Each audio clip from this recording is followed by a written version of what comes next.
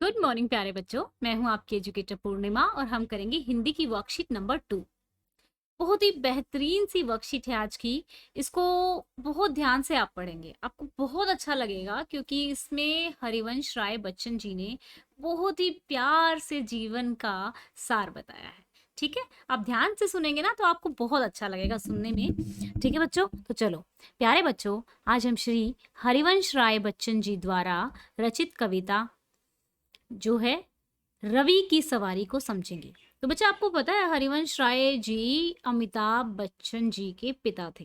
ठीक है, नव किरण का रथ सजा है, कली कुसुम से पथ सजा है। इस कविता में कवि ने सूर्यदेव का वर्णन किया है कि जब सूरज का उदय होता है ना, तो अब मैंने क्यों अंडरलाइन किया इसको, क्योंकि मुझे मालूम है ये मुश्किल आपको थोड़ा सा लग रहा होगा वर्ड। तो जब मैं अंडरलाइन कर देती हूँ तो ध्यान से देखना सूर्योदय कैसे लिखा हुआ है, सूर्योदय। ठीक है, ताकि आपकी गलती ना हो। ठीक है, आप भी ऐसे ही अंडरलाइन करने की आदत डालेंगे। और सूर्य को राजा के रूप में प्रस्तुत किया है। कवि कहता है कि सूर्य रूपी राजा की सवारी आ रही है, उसका रथ सुबह की किरणों से सजा है, कली कुसुम से पथ सजा है, बादलों से अनुचरों ने स्वर्ण की पोशाक धारी है। कि बादलों ने क्या किया है, बादलों ने बहुत सुनहरी किरणों की क्या की है, पोशाक पहनी हुई है। रास्ता बाग बगीचों की कलियों और फूलों से सजाया गया है। प्रातःकाल के सूर्य की सुनहरी किरणें बादलों को सोने के रंग से रंग देती हैं। ऐसा लगता है जैसे बादल सूर्य के सेवक हैं। ऐसा लग रहा है कि बादल सूर्य के सेवक हैं जो सोने की सुनहरी पोशाक पहने हुए हैं। इस प्रकार सूर्य की सवारी आ रही है। विहग बंदी और चारण गा रहे हैं कीर्तिगान। विहग क्या होता है, पक्षी होते हैं। जो पक्षी होते हैं क्योंकि वो सूर्य के उगने का ही तो इंतजार कर रहे होते हैं, जैसे उनको कैद कर रखा हो कि आके सूर्य की किरणें आएंगी और उनको जगाएंगी, है ना।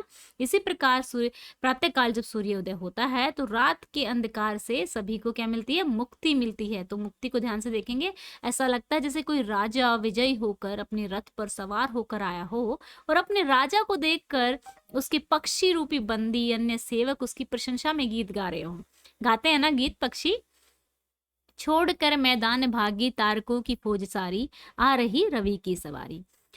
सूर्य अचानक चंद्रमा की दिशा देखकर ठिठक जाता है कि ये चंद्रमा को क्या हुआ। अब क्या होता है, कहते हैं ना कि कभी ऐसा सुना है आपने, कभी ये लोग बहुत अमीर हुआ करते थे, आज देखो बेचारों की क्या हालत है।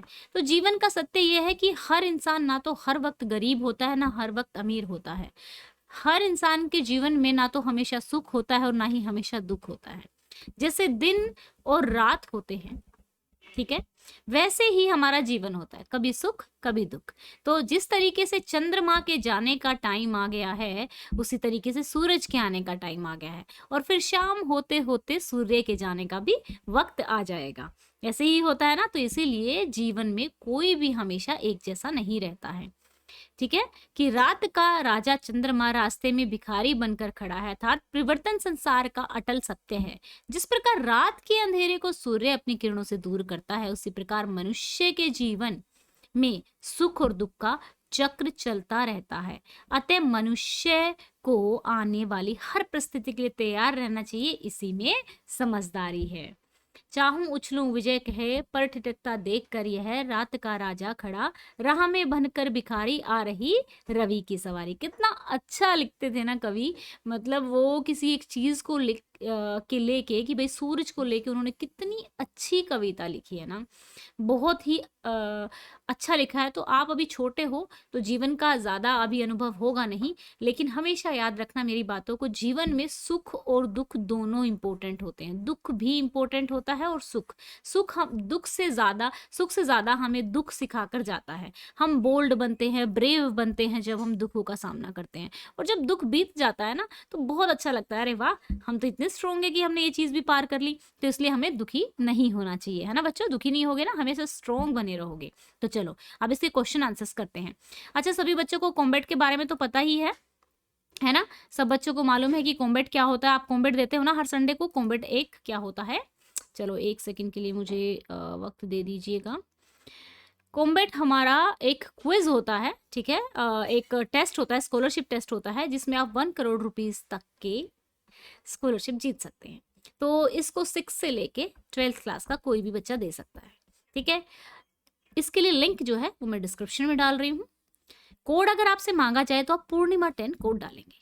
पूर्णिमा 10 कोड को आप यूज करके लाइव क्विज अटेंड कर सकते हैं, 10% डिस्काउंट पा सकते हैं किसी फीस में, और स्पेशल क्लास भी आप अटेंड कर सकते हैं। इस क्विज में आने वाला क्या क्या है, मैथ और साइंस की एनसीईआरटी से 30 क्वेश्चन और 60 मिनट्स में आपको करने होंगे। अगर आपका रैंक अच्छा आता है तो आप करोड़ों रुपए की स्कॉलरशिप और प्लस का सब्सक्रिप्शन जीत सकते हैं। तो ये टाइमिंग दिए हुए हैं कि 11 बजे होता है क्लास 9 10th का, 12 बजे होता है 6 7 8 का, और मान लो अगर आप 7th में हो तो आप 7th 8th का भी आपको सब्सक्रिप्शन मिलेगा। तो 6 to 12 डायरेक्ट मिलता है। तो अगर आप 7th में अभी हुए तो ज़रूरी नहीं है कि आप 7th का ही दो, आप 6th का भी दे सकते हो, 8th का भी दे सकते हो। वो आपकी मर्जी है कि आपको कौन सी क्लास का देना है। जस्ट गोल में आपको सेलेक्ट करना होगा, ठीक है बच्चा। तो इस तरीके से इसको आप कर लोगे, और ये बिल्कुल फ्री है। कई बच्चे फीस पूछ रहे हैं, ये बिल्कुल फ्री है, ठीक है। तो चलो अब इसके क्वेश्चंस करते हैं हम लोग। कहाँ पर थे भाई, हम क्वेश्चन कर रहे थे ना, wait a second, then just हमें वेट करना पड़ेगा थोड़ा। तो चलिए स्टार्ट करते हैं। सोने की पोशाक किसने पहनी है बच्चा? सोने की पोशाक बादलों ने पहनी है ना। बादल सूर्य की सुनहरी पोशाक पहने हैं, सूर्य की किरणों की सुनहरी पोशाक पहने हैं। एक सेकंड के लिए यहाँ पे सूर्य की किरणों किरणों ठीक है, सूर्य की किरणों की सुनहरी पोशाक पहने। प्रशंसा में कीर्ति गायन कौन कर रहा है? कौन कर रहा है कीर्ति गायन? कीर्ति गायन कर रहे हैं पक्षी रूपी बंदी और अन्य सेवक कीर्ति गायन कर रहे हैं। रात का राजा भिखारी बनकर क्यों खड़ा है? रात का राजा कौन है? चंद्रमा के परिवर्तन यानी जाने का समय हो गया है, इसलिए वह भिखारी बनकर खड़ा है। सूर्य के 3 पर्यायवाची शब्द। सूर्य को दिनकर भी कहते हैं, रवि भी कहते हैं, और सूरज तो कहते ही हैं। विलोम शब्द मतलब उल्टा, ठीक है। पर्यायवाची मतलब सेम, ठीक है।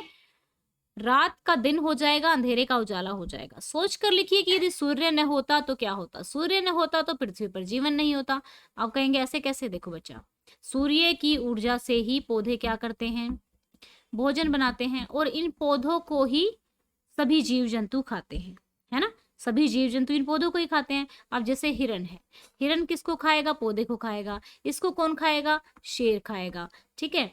हम लोग भी पौधों को ही खाते हैं, या बकरे वगैरह, जो बकरी वगैरह भी जो लोग खाते हैं, गाय वगैरह भी जो लोग मांस वगैरह खाते हैं, तो वो लोग भी पहले पौधे खाते हैं। अगर सूर्य ही नहीं होगा तो पौधे अपना भोजन नहीं बना पाएंगे, और पौधे अपना भोजन नहीं बना पाएंगे तो फिर हम कैसे जीवित रह पाएंगे? तो बस एक लाइन में खत्म कर दो कि सूर्य न होता तो पृथ्वी पर जीवन भी नहीं होता। ओके बच्चों, तो ये थी हमारी आज की वर्कशीट। आपकी सारी वर्कशीट आपकी क्लास की आज की पूरी हो चुकी हैं। ऐसे ही आपको सारे दिन की वर्कशीट मिला करेंगी, अच्छे से पढ़ेंगे। और अभी तक चैनल को सब्सक्राइब नहीं किया है तो चैनल को सब्सक्राइब कर लीजिए। अगर मेरे पढ़ाने का तरीका अच्छा लगता है तो और बच्चों के साथ भी वीडियो को शेयर किया कीजिए। बेल बटन को दबा लीजिए ताकि जैसे ही आपकी वीडियो अपलोड हो आपको पता लग जाए। टेलीग्राम चैनल में आपके साथ अलग से वीडियो शेयर कर दी जाती है, तो आप टेलीग्राम चैनल को भी फॉलो कर सकते हैं। ओके बच्चों, thank you, have a nice day, may God bless you.